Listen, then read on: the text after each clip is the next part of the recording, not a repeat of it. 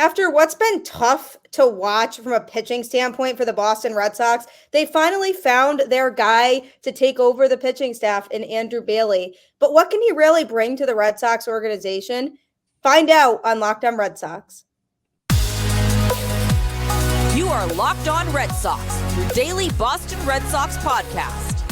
Part of the Locked On Podcast Network, your team every day.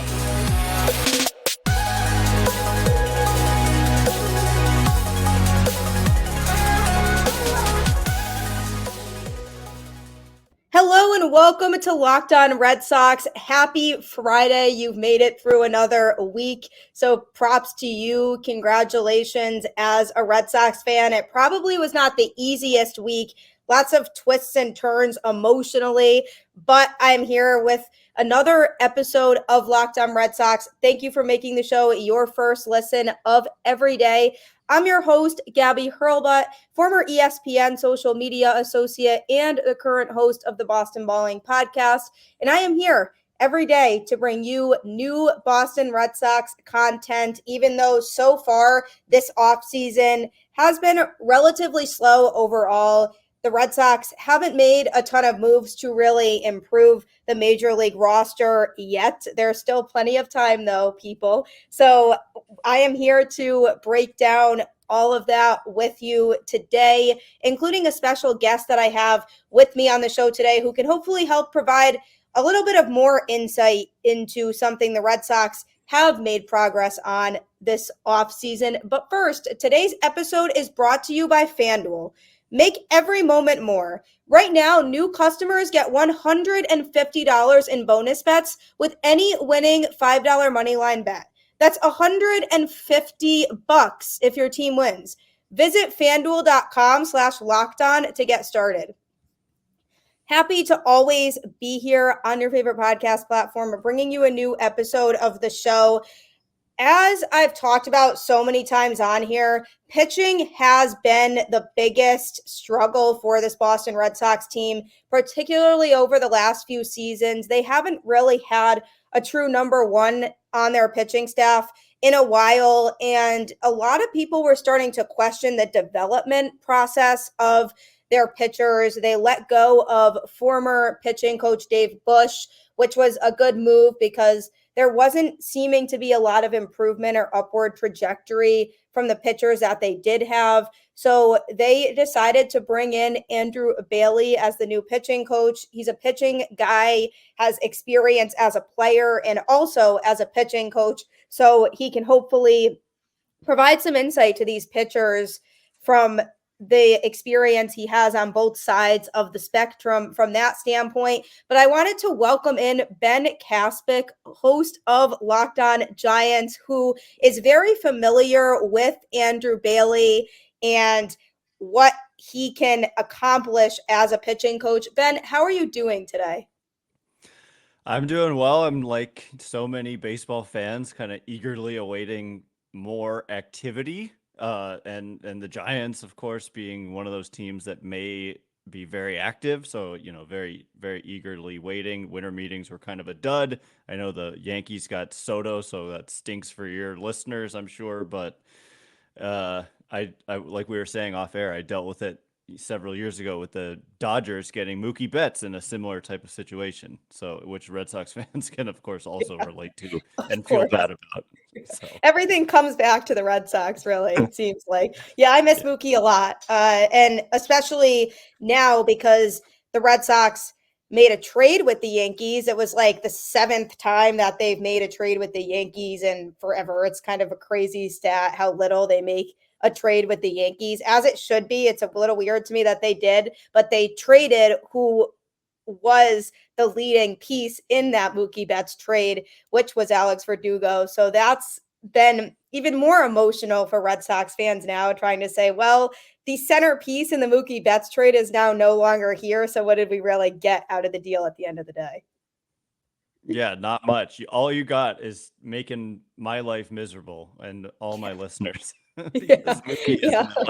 And we've got to deal with that guy all the time, and he's good. Well, I know you did mention.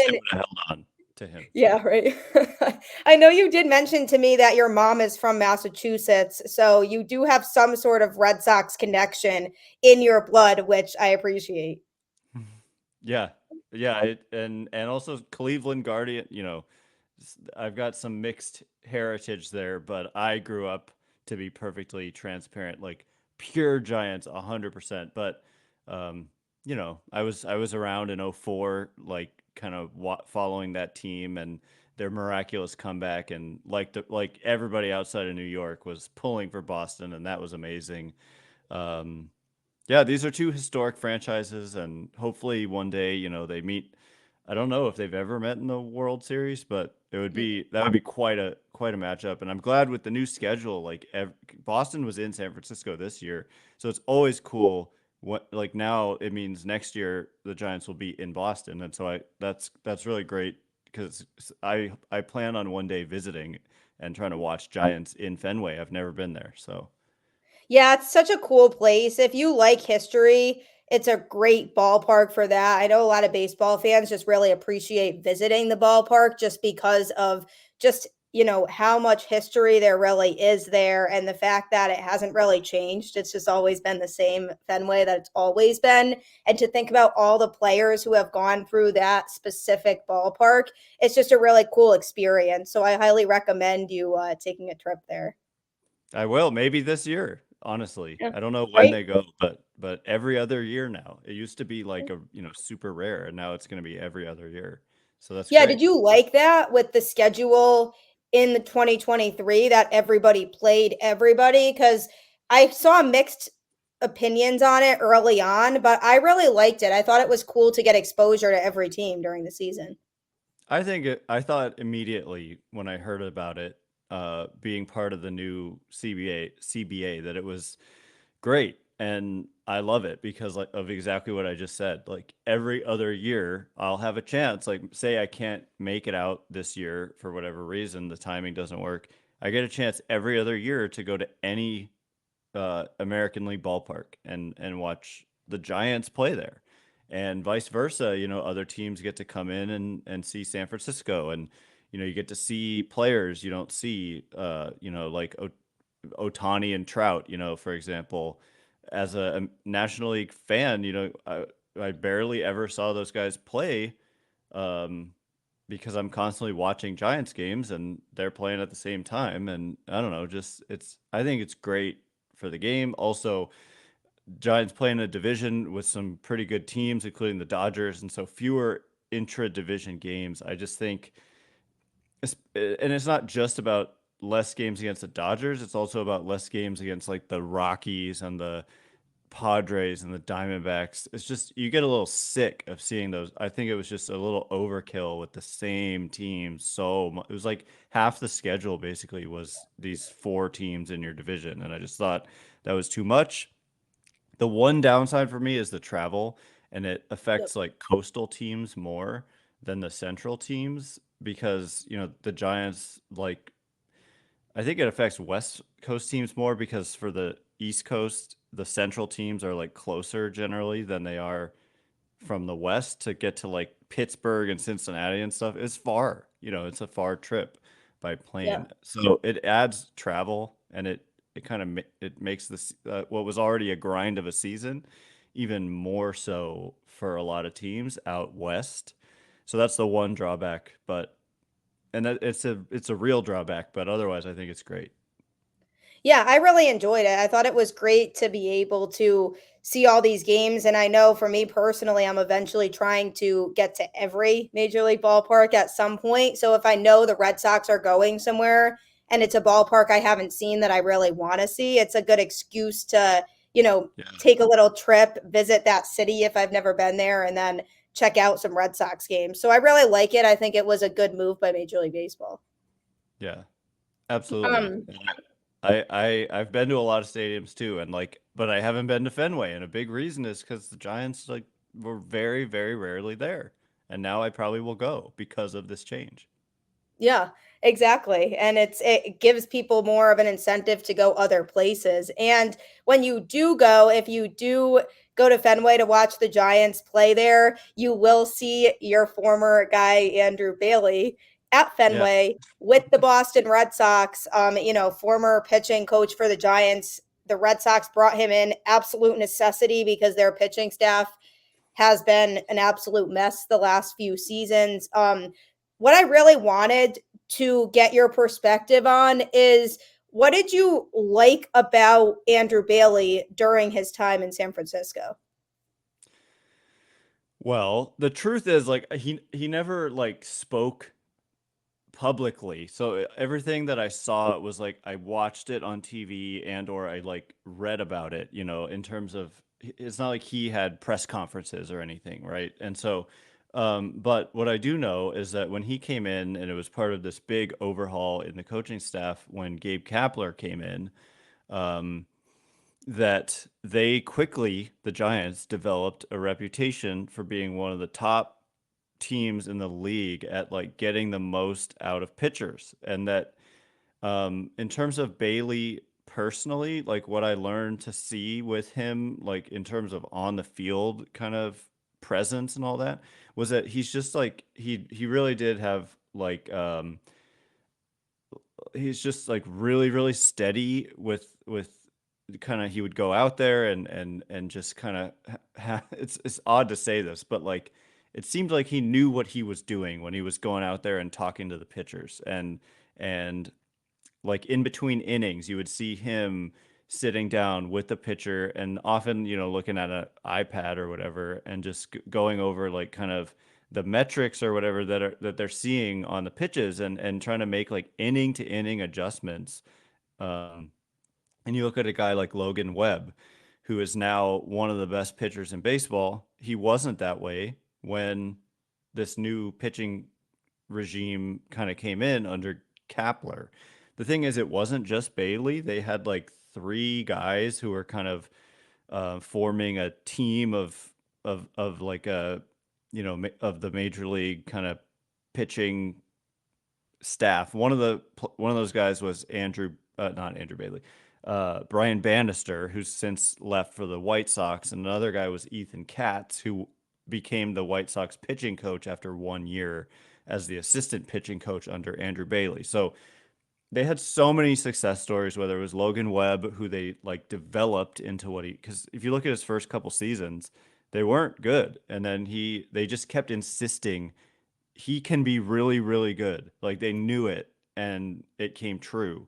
And then you look at like the resurrection of a guy like Kevin Gausman, a guy you've seen probably a lot in the last couple of years. He wasn't like that, wasn't the type of pitcher he was before he came to San Francisco. And so they had a lot of success like that. And Bailey was a big key cog in helping to do that.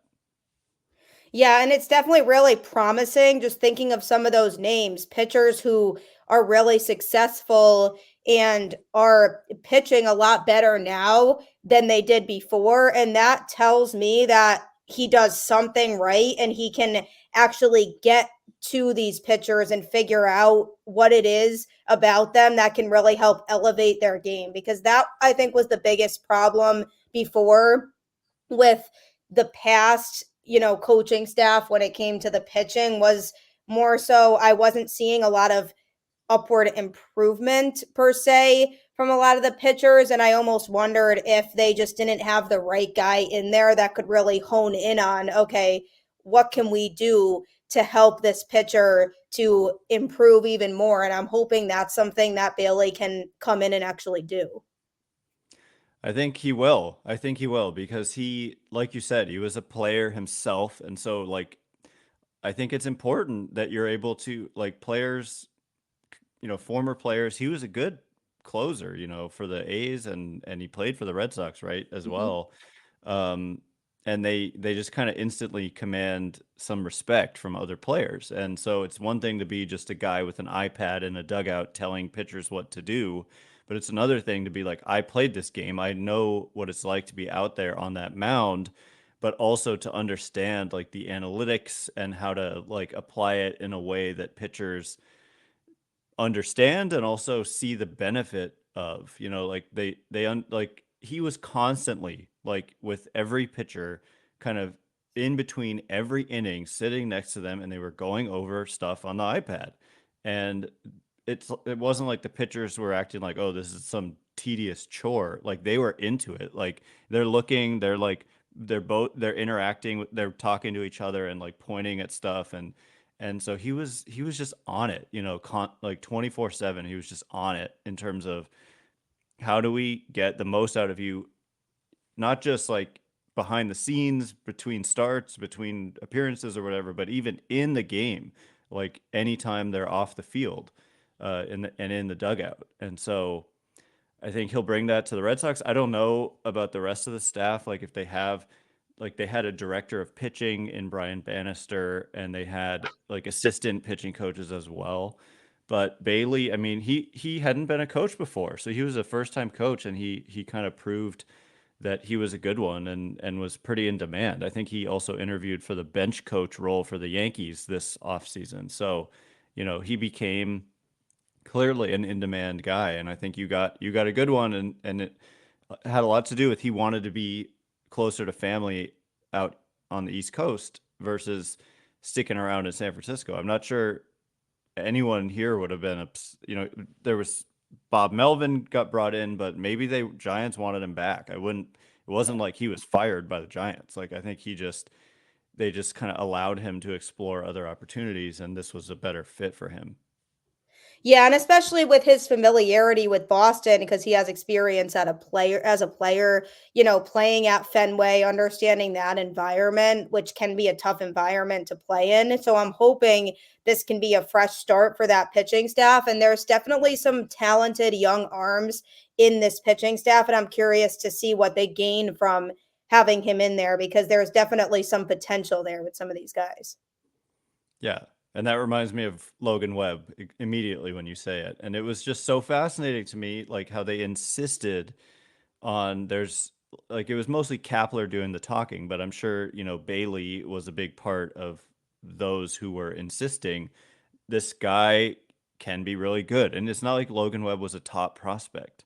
They just knew that the tools were in there to for him to be really good, and they just kept insisting on it. And eventually like in 2021, he started out a little rocky, but then he just went on a dominant stretch for the last like 4 to 5 months of the season, continued on into the NLDS against the Dodgers when he was just absolutely dominant, and he's just been one of the better pitchers in the game ever since. And like again, he wasn't a top prospect. So being able to recognize talent that's even not shown up yet, and then get it out of the players, again, like Kevin Gausman as well, the tools were there and they helped him unlock it. And it's potentially a big loss for the Giants. So it's a big move for Boston, I think. Yeah, and they need big moves like that. And speaking of big moves, you mentioned it before, there haven't been a ton of big moves really yet, except, of course, my worst nightmare coming true is my division rival, my biggest rival, actually acquiring, one of the best hitters in baseball. No big deal in Juan Soto. But in general, not a lot of teams have made a lot of moves yet. And it could be due to a specific player whose market right now could directly affect either the Red Sox or the Giants, depending on what avenue he takes, and that's Shohei Ohtani. So next, I definitely want to get some input on his market and what it could mean for everybody else. If you really like sports betting, or even if you're just starting to get into it, FanDuel is the place for you. As the weather gets colder, the NFL offers stay hot on FanDuel. Right now, new customers get $150 in bonus bets with any winning $5 moneyline bet. That's $150 if your team wins. If you've been thinking about joining FanDuel, there's no better time to get in on the action. The app is so easy to use. There's a wide range of betting options, including spreads, player props, over-unders, and more. So visit FanDuel.com/lockedon and kick off the NFL season. FanDuel, official partner of the NFL. I've personally experienced my fiance go ham on FanDuel, and he's won a ton of money doing it. So if you're looking to be in that same position, head to FanDuel today. You can make all kinds of bets, and I promise you it will be worth it for you. Also, don't forget that you can subscribe to Locked On Sports Today on YouTube because we have launched the first ever national sports 24/7 streaming channel. It's so exciting. I highly encourage you to check it out. Nobody else has this. It's so many talented Locked On hosts keeping you updated on everything going on, so you won't be disappointed. So make sure to download that app today, FanDuel, and subscribe to Locked On Sports Today. You will be happier and your life will be so much better. My life might not be better and Ben's life might not be better depending on where Shohei Ohtani decides to sign. He obviously is the market right now. He's the most desirable player out there. He is the guy who's going to probably move the needle for other teams. One of his teams of interest is the Dodgers. Sorry, Ben. And another team of interest is the Toronto Blue Jays, who are in my division. So this decision could heavily impact one of us because that's the amount of times we have to face him is amplified if he chooses to go to one of those respective teams. What are your thoughts on this situation? Because obviously he's probably the first domino to fall. Do you feel like once Ohtani makes his decision, then other teams like, the Giants, the Red Sox, other teams who need to make moves are going to be starting to make some more moves once he makes that decision? I do think so, for sure. And especially, I think the position player market will start to move more. I think that the pitching may still get held up by Yoshinobu Yamamoto, who we know is going to meet in person with teams. I think both of our teams are among those that he's, from what we've heard, going to meet with this upcoming week in person. And then we don't know the exact timeline for a decision, although there is a deadline in early January for him. But for Ohtani, I think that, yeah, that's why the winter meetings outside of the Soto trade were so boring. I mean, as for Red Sox fans, I'm sure the Soto trade is not wasn't boring, although it wasn't good. And I mean, as a Giants fan, Soto getting out of the division is actually, I feel good about that, of course. But Yeah, that's a celebration for you. yeah, although, like you said, Ohtani's decision lurks and looms, and he could very well end up in LA. I feel like it happens all the time where these uber talented players just end up in LA. I have made honestly, I mean, I don't know, I can't recall if I already said this, but I'm holding out hope, and Giants fans are holding out hope that he signs here with the San Francisco Giants. They were a finalist last time when he narrowed down to like 7 teams or something from the initial, basically all 30 teams trying to get this guy. And there was no DH in the National League, and he ended up choosing the Angels. And one of the reasons, from what we understand, was that he wanted ultimately to go to an American League team so he could DH. And now there is the DH. I know he wants to win. I know people say, well, of course the Dodgers give him a better chance of consistently winning than the Giants, but it's not like the Giants have been terrible the last couple of years. They've just been mediocre. And he, like, especially when he's pitching and hitting, he moves the needle enough, I think, to make the Giants, like, you can add like 10 wins if from a peak Shohei Ohtani season, and they wouldn't be done. They understand they have more to do. But anyway, to answer your question, totally, I think the market is being held up by him.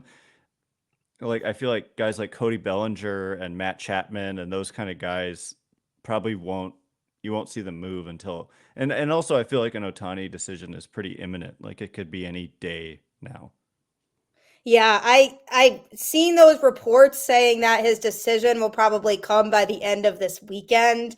I'm not 100% convinced because I've seen so many different reports. I saw one saying he's not meeting with teams till after the winter meetings are over, and then we went from that to then it being by the end of this weekend. I do think he probably has an idea by now of where he wants to go. Staying in California might make sense for him, though, ultimately, because it's familiar for him and it's something he's used to. So he knows the environment out there. Whereas if he were to sign with the Blue Jays, that's a big move to go from playing in California to playing in Canada. And I don't know that that's something that he would want to commit to doing. At least I'm hoping it doesn't happen, because the Blue Jays, as of right now, are looking like the only team in the AL East that are actually legitimately in the sweepstakes for him. I had hopes for him coming to the Red Sox. There was a long period of time where it was being talked about that the Red Sox were a possibility for him, but then I think they took themselves out, basically saying he might not be a fit for what they need right now, which I get, because pitching is the priority for them, and he's not going to be able to pitch in 2024. So then they're looking at, okay, well, we can give him all this money knowing he won't be able to pitch in 2024. And then when he does come back to pitch, is he going to be able to help us when we're trying to build a contending rotation right now to be able to get back to where we want to be? So they kind of took themselves out. It was a little deflating to me, but sure. I wouldn't rule out San Francisco. Me neither. And thank you for saying that. A lot of people do, because, and the assumption is always the Dodgers, and it is. it's not that it irritates me. It's just that I see reasons why, like it, I don't know, for those of your listeners who are basketball fans, like when Kevin Durant joined the Warriors, right? It was like, you're just joining a team that's already really good. You're just like taking the easy road. And I don't see Ohtani as the kind of guy who wants to take the easy road. I think he wants a challenge.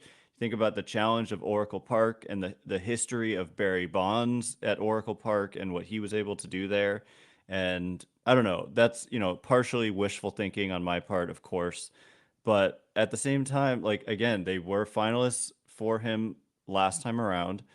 Buster Posey really made an impression on him last time around, and Buster Posey was like photographed. There was a reported meeting between the Giants and Ohtani on Saturday of last weekend, and there was a photograph that got snapped of Giants president of baseball operations and Giants manager Bob Melvin, and also Buster Posey, who's part of the ownership group now, and he's on the board of directors.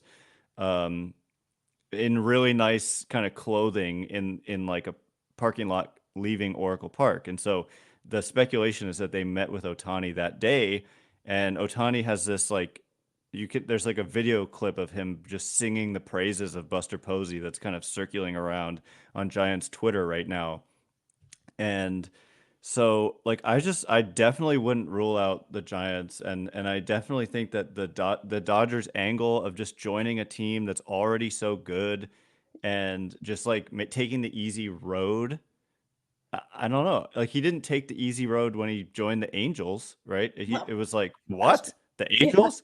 And I think what he wanted, like part of what he probably wanted, was to play with the current best player in the game, and Which was Mike Trout, exactly, and to like try to prove himself like up against that standard, and he did it. A mission accomplished, right? He overtook Trout and became the guy who's now considered the best player in the game, or at least certainly in that conversation. I mean, when he's not pitching, it's maybe a little different of a story. Certainly the most talented player in the game, but I don't know. And then if it really does come down to like Toronto and LA and San Francisco, you can see a path to San Francisco for me. But we're just all waiting to find out, and hopefully soon we find out. Giants fans, I will just point out, we are used to heartbreak. It happened last year, very much so, with the Aaron Judge fiasco. Oh gosh, yeah. Oh my God. I think the 1-year anniversary of that was actually yesterday. It was yesterday. Yeah. Yeah, I know. And I mean, I was happy, and I was like, oh yes, the Yankees are losing Aaron Judge. Let's go. And then all of a sudden it was like, oh no, he's staying in New York. I was like, are you kidding me? Like, come on. I know. Well, imagine us, because the Giants have been star hunting for years, and they just can't land that big fish. That could be a game changer, though, because if you get a player like Ohtani on your team, other players are going to want to gravitate towards that team. Like other players in free agency are going to look at it and say, I want to play with Ohtani, so I want to go there. And that's why I'm really praying he doesn't go to Toronto, because first of all, that means the Red Sox have to once again step their game up in terms of how aggressive they're going to be with the rest of this offseason, because then they're looking at having both Soto and Ohtani in the division, which is just so not ideal. Wow. And they're looking at another opportunity for free agents to want to choose another team in their division instead of playing in Boston. Right. And that's such a good point that the Giants, if you have Ohtani, it's your job gets so much easier recruiting top talent, because what player on this planet would not want to play with Shohei Ohtani? Not a single one of them. Like they would all Nobody. play with him. And so, I got to finish the heartbreak story. Of course, there was also Carlos Correa. And so Giants fans are used to just having their hearts ripped out. And so I think we're all expecting it again. But I continue to, they are trying. They are shopping at the top of the market. They are I wouldn't be surprised if they offered the most money here. Like they are desperate for this kind of move. And so, yeah, we're all just, if he ends up on LA, man.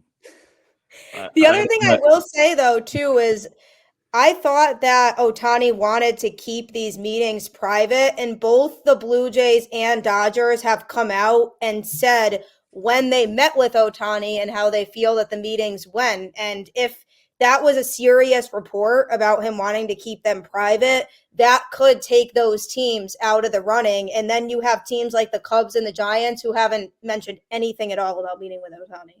So I know. I did a whole episode 2 days ago about Dave Roberts just opening up his mouth for no apparent reason. And at first, my assumption, I take the logical route and I go, he wouldn't say that if he didn't know that it was okay. But then you had another report that he got a text message and his face kind of turned from joke, happy to very serious. And then he huddled with PR staff. And then their general manager was like, Dave made some comments and was like, I'm not gonna talk about Ohtani. And Andrew Friedman said the same thing, and they both said they were surprised by the comments. And so it's maybe he really is just that. Maybe he really did just speak out a line there, and who knows? I hope so. It would be crazy if something just saying, yeah, we met with him and we love him, it would actually turn his decision. But you would take that if it benefits your team. I'll take it. Take it. Yeah, I mean, let's hope that this decision happens quickly, because at this point, I just want to be able to move along with this offseason and have other teams sign players. I mean, the Red Sox haven't said much about who they've met with, who they're really interested in, but I'd find it really hard to believe that they haven't met with a lot of the players that they are interested in. I just really think it's all now players are hesitant to commit anywhere until they see that Ohtani deal come out. And then I think more of these dominoes might start to fall, where we'll hear a lot of names coming off the board pretty shortly after Ohtani signs, probably. Yeah, I think it's going to be floodgates, because normally you see that at the winter meetings. I think this year it's just going to be after, but absolutely. I feel because you had Aaron Nola, you had Sonny Gray, you did have Eduardo Rodriguez yesterday as well, Jamer Candelario, but that's very little activity up to this point. And then some, minor moves as well. But there's just all the top players are unsigned outside of Nola and Sonny Gray and Eduardo Rodriguez. But, position player wise, Candelario is the one guy. But it's not a deep position player group, but I feel like Ohtani, Cody Bellinger and all these guys are waiting, because the teams that don't get Ohtani and want offense, they turn their attention elsewhere. And I think you'll see a lot of dominoes fall soon, is my guess. That's what I'm hoping. And coming up, we're going to be just giving our expectations for both the Red Sox and the Giants for 2024. What will their records be in the regular season in 2024? You're about to find out. Don't forget, Locked On Red Sox is available every day on your favorite podcast platform for free. And honestly, who doesn't love free? It's an easy no-brainer to just start your day off right with Locked On Red Sox, part of the Locked On Podcast Network, your team every day. You can also catch me on Twitter at Gabby Hurlbut10, and lots of good discussions to be had there as well. You can also follow the show Twitter account on LO_Red Sox. Also, discussions and connecting with other fans. That way, I always highly recommend it. And also, don't forget to pull up YouTube on your phone as we speak and subscribe to Locked On Sports Today. So many talented Locked On hosts will be on our 24/7 live streaming channel. So you don't have to miss out on anything, no matter what time of day it is. It is live 24/7 with the biggest sports stories and events. So you won't have to feel like you're out of the loop on anything. And when I wake up in the morning, I know for me, sometimes I always need to scroll through Twitter, try to catch up on what's happening to make sure I didn't miss anything big. So you now don't have to worry about that. So make sure that you head to YouTube and subscribe. It's very exciting for the Locked On Podcast Network as a whole.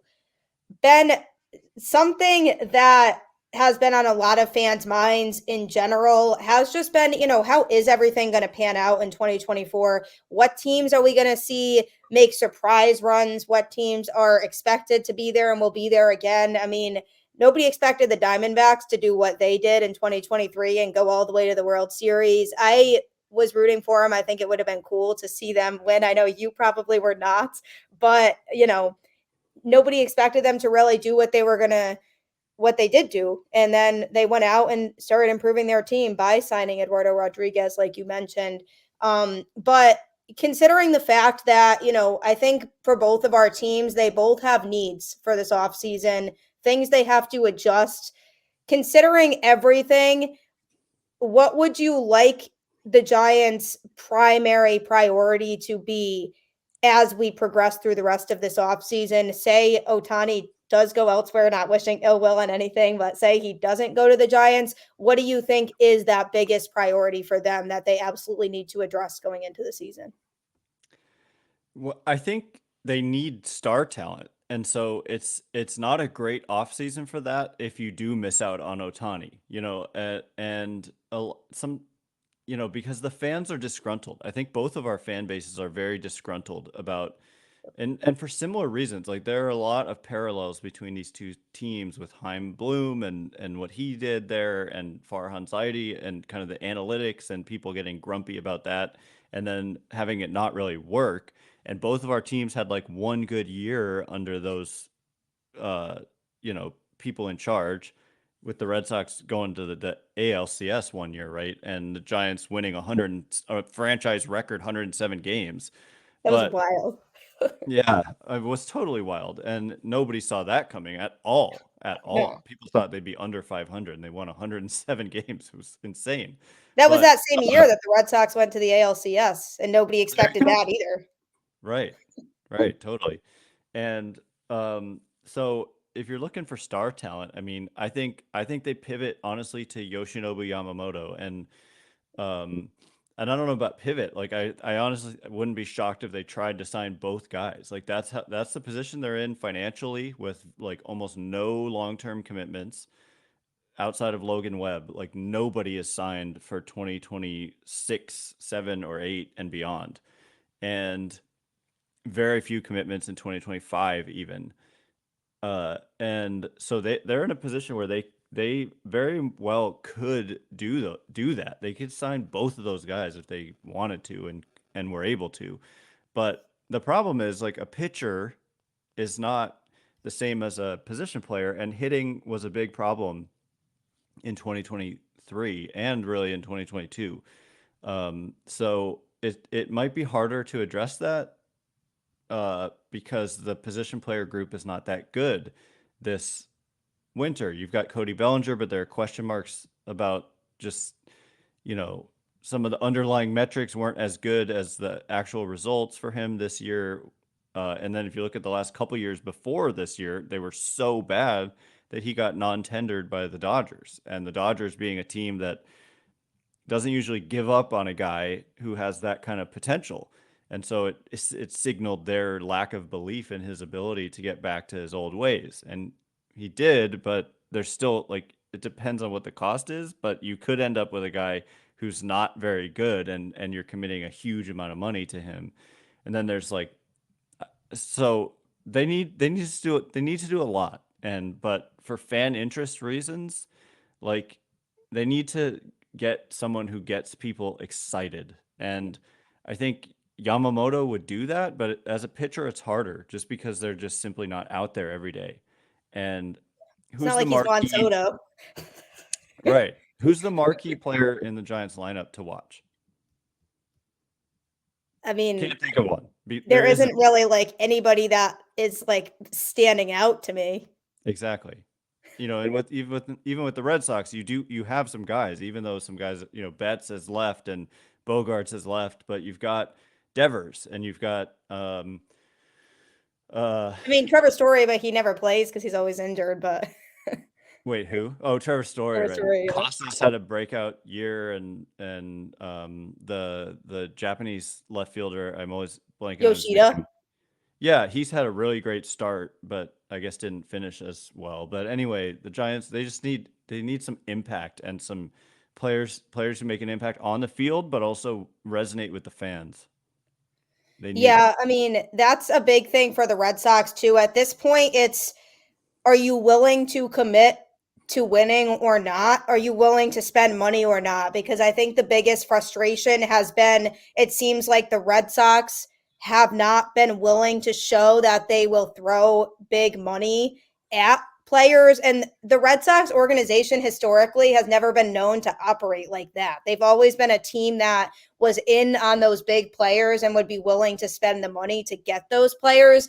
And to me, I'm looking at it as Yamamoto's basically a must do because they have not had a true ace caliber pitcher in their rotation in a while. And he's somebody who could provide that value. And it would send a message to fans that they're actually serious about wanting to contend again. And they're not just saying that because they've been saying a lot of things like, yeah, we really want to get back to where we were. We don't want to finish in last place again. It's one thing to say that, but another to actually make the moves to make that happen. So they need to be eyeing players like that. And Yamamoto, somebody, if I'm the Red Sox, that I'm not caring how much it is. I'm throwing the money out there that we all know they have and hoping that maybe it works out. I mean, he and Yoshida used to be teammates, so maybe that might help draw him towards Boston. But this is an offseason where they have to really go out there and spend big on pitching because it's been a long time since they've actually done that. And I think that will start to restore the trust level of the fan base. Yeah, our teams are in such similar situations, I would say. It's kind of crazy. And for the Giants, it's less about pitching, more about hitting. And for the Giants, they really have tried to spend the money. So that may be a difference as well. Whereas for the Red Sox under Bloom, it did seem like I mean like the Bogarts situation where they were offering him just so much less than what he got. Oh my And gosh, yeah, they mishandled that so badly. I know. Yeah, and but for the Giants, it's kind of been the opposite, but people don't care. It's in the same like they're tired of hearing we tried. It's been Yeah. like that forever. Like It's like, basically no, since do, Barry not Bonds. just try. Like, Yeah, you need just to get it get done. And the thing somebody. is they got it done with Correa. Like they had a deal and then it was like just a nightmare situation that you just don't see almost ever where I mean I don't think it's ever happened where you've had a contract nearly that size that was like reported on as agreed to that fell apart due to a failed physical the day before, and actually they canceled the press conference that to introduce him the day of the press conference. And then later that night a report he signed with the Mets. It was just a Yeah. nightmare. It was just an absolute nightmare. And then, of course, they were kind of vindicated when that fell apart as well over the same concern about his leg. But it's just like Giants fans have been living a nightmare in this regard. And they just need that. They desperately need that to end. And that's why, like when you say, "Oh, if they don't get Ohtani," it's almost like you just have to go get Ohtani. I don't care, like you said with Yamamoto. It's the same. That's how I feel about the Giants with Ohtani. Just I don't care what it costs. Just And I feel like they're kind of in that same position, but ultimately he's going to go where he wants to go and he'll be compensated for it. And so it's kind of out of your hands, but I do feel like they're going to do everything they can to try to get him. As they should. And I think your fan base will be very disappointed if he chooses elsewhere and it comes back and there's a report saying that they didn't try as hard as you would have wanted them to. Because I can't be mad. And I said this about Yamamoto too with the Red Sox. I can't be mad if they genuinely put in the effort and they try and he chooses elsewhere because he feels like there's a better culture fit somewhere else. That's out of their control. But if I find that he went somewhere else because the price that they offered wasn't good enough, like that to me is unacceptable. You write the check out and you are willing to throw whatever money it takes at a player like that, because when you need somebody like that, it doesn't really matter how much money it is.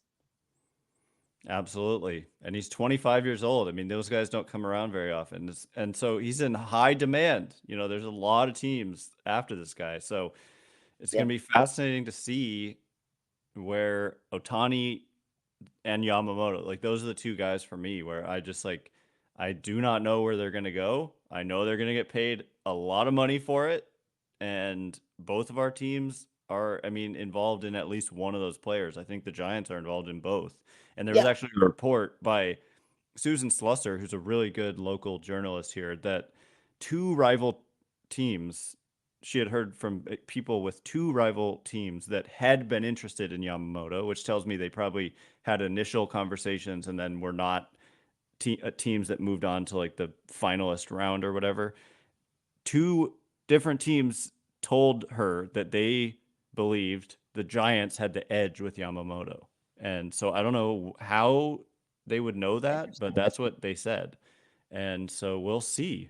I'll believe it when I see it. And that's really what it is. Like, we can choose speculation. to believe whatever reports we want, but it's really at the end of the day, something needs to just happen. And I just hope and pray that neither of those players go to a team that wears navy pinstripes and plays in the Bronx, because that would absolutely just be my absolute worst nightmare times 2 after the Juan Soto thing. Right. And same with Ohtani in LA. I mean, I just can't. I don't know. I just can't even go there because I have to keep hating players that I once liked. I know, that's what I hate. I like Juan Soto as a player, and now I have to hate him because he's a Yankee. You hate him now, and you're gonna see him all the time and hate him and be like, I'm sick of your little shuffle dance thing. And because he was on the Padres.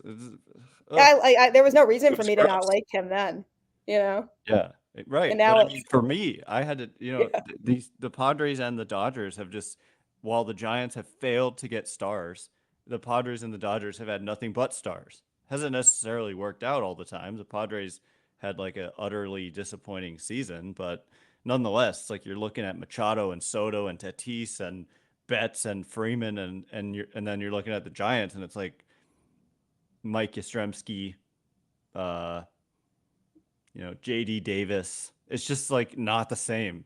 And no offense to Mike Yastrzemski, and obviously there's a cool story there with Boston, but it's just not the same. And they just need some of that type of talent desperately.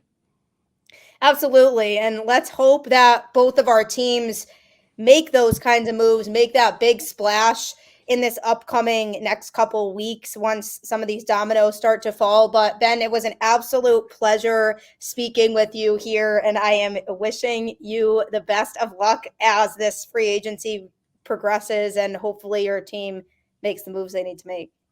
Thank you, and vice versa. It was a pleasure. And look, how about this? We'll agree to the Giants can get Ohtani and the Red Sox can get Yamamoto, and that's what I hope for. I think that's a totally fair compromise, and that kind of satisfies needs for everybody. Okay, perfect. Done. Yeah, thank you so much. Thanks for tuning in, everyone. As always, Locked On Red Sox, Monday through Friday. Have a great weekend, and I will catch you next time.